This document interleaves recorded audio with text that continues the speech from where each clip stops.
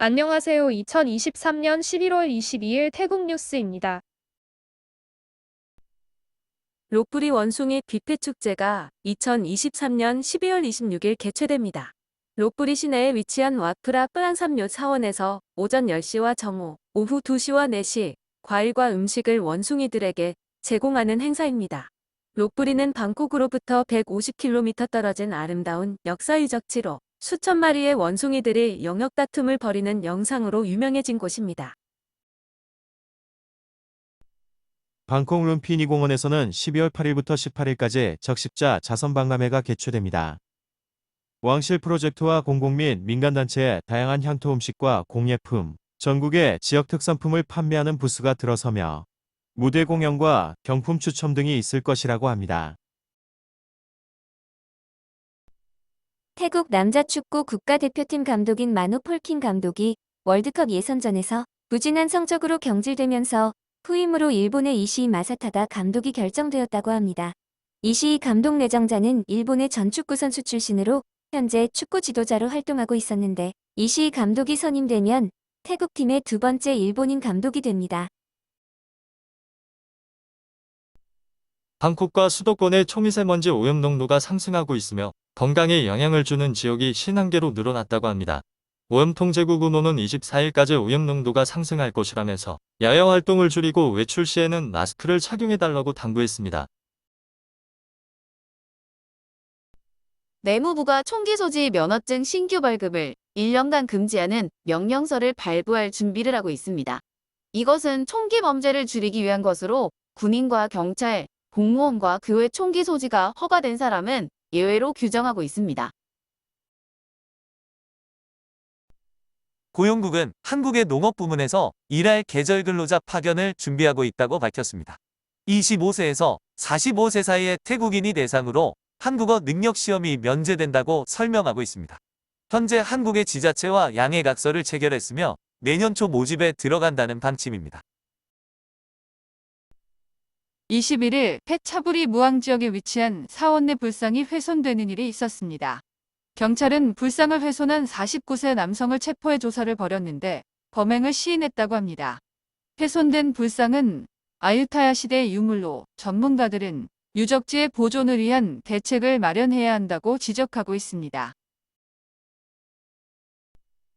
27일 러이크라통을 앞두고 시암공과대학부설 여론조사기관이 18세 이상의 태국인 1100명을 대상으로 조사한 러이크라통의 날과 기다리는 사람들에 대한 설문조사를 발표했습니다. 러이크라통 행사에 꼭 참석할 것이라고 답한 사람은 71.48%, 유동적이다 21.95%, 참석하지 않는다는 6.57%였습니다. 62.06%가 SNS에서 방금 알게 된 사람과 대화를 나눴고 28.68%는 여행을 했다. 17.97%는 상대방의 집에 방문했다. 17.74%는 같이 잠을 잤다고 답했습니다. SNS에서 방금 알게 된 사람과 러이크라통 행사에 갈의 향을 묻는 질문에는 31.31%가 가겠다. 68.69%는 가지 않겠다고 답했습니다. 40.91%는 러이크라통 당일 성관계를 갖기로 결심했다. 25.44%는 확신할 수 없다. 33.65%는 그렇지 않을 것이라고 답했습니다. 설문조사를 책임진 타나콘 교수는 러이크라통 축제를 많은 사람들이 기다리고는 있지만 조사 대상의 3분의 1 정도는 안전이 걱정된다고 말했습니다. 성수기 겨울 건기를 맞아 천연자원환경부의 파차라와 장관은 관계기관에 여행객 안전대책을 마련하라고 지시했습니다.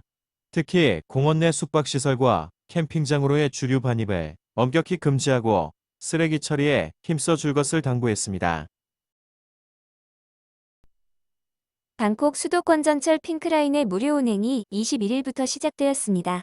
핑크라인은 케라이와 민부리를 연결하는 34.5km, 30개역으로 구성되어 있으며 12월 중순부터 요금 징수를 시작합니다.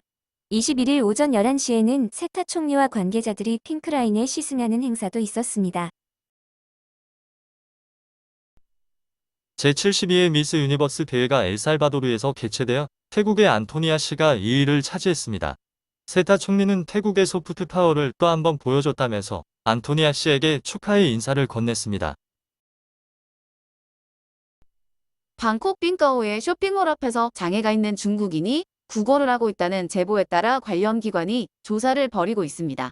총리부의 라클라우 부대변인은 현재 이 중국인이 어떻게 태국에 들어왔는지와 함께 인신매매 피해자인지에 대해 조사하고 있다고 밝히며 거리에서 구걸을 하는 사람을 발견하면 당국으로 즉시 신고해 줄 것을 국민들에게 당부했습니다. 얼마 전 과적 트럭이 수쿰 도로를 주행하다가 맨홀이 파손되면서 트럭이 빠지는 사고가 있었습니다. 방콕시는 기존 검문소와는 별도로 이동식 측정 장비를 투입해 트럭들에 대한 무작위 검사를 실시하고 있다고 밝혔습니다. 기상국은 23일까지 태국 남동부 지방에 폭우가 내릴 수 있다고 경고하고 있습니다. 안다만과 타이만에는 높은 파도가 발생할 수 있어 선박들은 주의해야 한다고 당부했습니다. 사회발전인간안전부의 와라옷 장관에 따르면 최근 10년간 보고된 외국인 구걸자는 2,473명으로 그중 중국인이 70명이었다고 밝혔습니다. 특히 올해 발견된 외국인 구걸자는 관광비자를 소지한 노인과 장애인이 많았다고 설명했습니다. 태국에서는 구걸 행위가 금지되어 있는데 장관은 앞으로 경찰과 함께 구걸 행위에 대한 단속을 강화할 것이라면서 구걸자에게 돈을 주지 말고 당국에 신고해 줄 것을 국민들에게 당부했습니다. 2014년 10월부터 구걸자 적발 통계에 따르면 총 7,158명이 적발되었는데 태국인이 4,685명, 외국인이 2,473명이었습니다. 구걸 외국인의 국적별로는 캄보디아와 미얀마, 중국인 순이었는데 적발 지역은 방콕과 수린, 사무별간과 빠툼타니 순으로 많았습니다. 과거에는 주로 노인들의 구걸이 대다수였으나 최근에 적발되는 구걸자들은 노동이 가능한 연령층이라고 합니다. 스타 총리는 비자 면제 등으로 태국을 찾는 중국인이 3배 증가했다면서 관광 분야의 회복으로 경제가 활성화되는데 도움이 될 것이라고 밝혔습니다. 최근 중국인의 구걸 행위와 관련해서는 무비자 정책과는 전혀 상관없는 일이라고 설명하고 외국인 구걸자들에 대한 단속을 관계기관에 주문했습니다. 태국 정부는 그동안 수표를 부도낸 경우 형사처벌하던 수표법을 폐지하는 초안을 승인했습니다. 당국은 수표를 부도낸 사람에 대해 민사적으로 처벌할 것으로 고의적인 경우에는 처벌을 강화할 것이라고 설명했습니다. 강화되는 처벌 내용으로는 벌금을 2배로 늘리고 3년간 수표 발행을 금지하는 조치 등입니다. 총리부의 카론 부대변인은 노동부가 제출한 기술직의 최저임금안을 승인했다고 밝혔습니다. 기술 숙련도에 따라 하루 최저임금은 최대 825바트로 지역별 일반 최저임금은 12월 12일쯤 국무회의에 상정될 수 있다고 설명했습니다.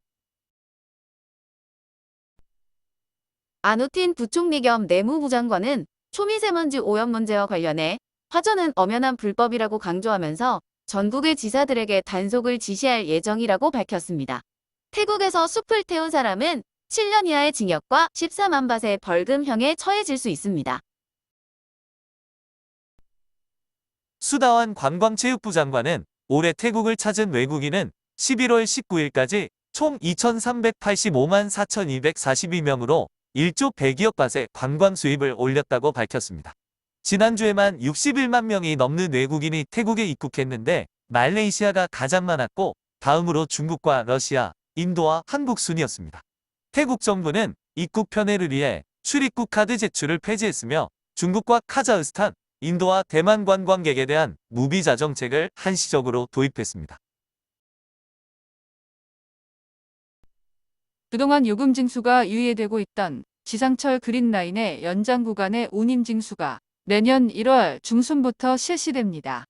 연장 구간을 이용하는 승객은 추가로 15바트이 징수될 예정입니다. 태국 정부는 동성혼을 이성혼과 같은 권리를 인정하는 민법과 상법 개정안을 승인했습니다. 두 사람을 성별에 관계없이 혼인을 인정하는 내용으로 법률에서의 남성과 여성을 사람으로 부부를 파트너로 대체하게 됩니다. 블랙핑크의 태국인 멤버인 리사가 YG와 계약을 갱신할 예정이라고 태국 언론이 한국 뉴스를 빌어 전하고 있습니다. 각 멤버들은 그룹 활동을 계속하면서도 개별적인 솔로 활동을 자유롭게 할 수 있다고 설명하고 있습니다. 내무부의 차다 차관은 앞으로 3개월 내에 지방의 속칭, 세력가들을 모두 색출해낼 것이라고 밝혔습니다. 당국이 증거를 모아 적색과 황색으로 구분해서 적색의 경우 3개월, 황색의 경우 6개월 내로 발본색원할 것이라고 설명했습니다. 속칭 지방 세력가들은 10개 지방을 제외한 모든 지역에 존재하며 당국은 180명 정도로 추정하고 있다고 합니다. 이들 중에는 각종 범죄로 부를 축적하고 지역사회에 악영향을 크게 미치는 경우도 있다고 당국은 설명했습니다. 웃따라딘 무앙 지역의 공장에서는 화재 진압 교육을 실시하던 58세 남성이 가스 폭발로 숨지는 사고가 있었습니다. 화재 진압 교육을 위해 임의로 만들어진 탱크에 불을 붙였는데 가스 탱크가 폭발했다고 목격자가 설명했습니다. 태국 SNS에는 거주하는 콘도의 엘리베이터가 고장나 매우 화가 났다는 게시물이 올라왔습니다. 그 게시자는 9층 콘도의 6층에 거주하고 있는데 엘리베이터 고장으로 계단을 오르내리면서 생활하고 있다고 밝혔습니다. 매월 300바시 관리비를 지불하고 있는데도 벨리소 측은 거주자들에게 수리비 500바트를 내라는 공고문을 부착했는데 지불하지 않으면 수리를 하지 않을 것이라고 써놨다는 것입니다. 네티즌들은 가장 피해보는 곳은 8층과 9층 거주자일 것이다. 2층 거주자는 계단을 주로 이용할 텐데 내야 하는가? 라는 댓글을 달기도 했습니다. 차츰 4호지방의 공장 앞에서는 수백 명의 근로자들이 보너스를 달라는 시위를 벌였다고 합니다. 회사 측은 올해 보너스를 지급할 만큼 이익이 나지 않았다고 발표했는데 근로자들은 사실과 다르다면서 8.5개월어치의 기본급과 5만 바트를 추가로 지급할 것을 요구하고 있습니다. 부리람 라한사이 지역에 거주하는 26세 여성의 사연이 언론에 보도되었습니다. 여성은 운전 일을 하는 남편과 4년 전 만나 슬하의 딸아이도 있는데 남편의 폭행을 피해 처가에 머물고 있다고 말했습니다. 지난해 12월 딸아이가 알려준 번호로 복권을 구입했는데 1등에 2장이 당첨되면서 총 1,200만 바트의 당첨금을 받았다고 합니다. 복권 당첨 이후 남편은 일은 안 하고 하루 종일 술만 마셨으며 상습적으로 자신과 딸아이를 폭행했다고 합니다. 장모에게 빌린 빚 100만 바트를 갚겠다고 말했지만 실제로는 68만 바트만 갚았고 생활비도 하루 20이나 100바트만 내놨다고 합니다. 딸아이에게 돈을 남겨둬야 하지 않겠냐는 말에는 묵묵부답이었는데 결국 여성과 딸은 처가로 피신했다고 합니다. 이후 남편은 500만 바트로 토지 구입과 집을 짓고 새 아내와 동거를 시작했다고 하면서 당국에 도움을 요청했습니다. 21일 매홍손 빠이 지역에서는 2건의 지진이 발생했습니다. 오전 10시 43분과 11시경에 발생했는데 지진의 규모는 2.1로 지진으로 인한 피해 보고는 없었습니다.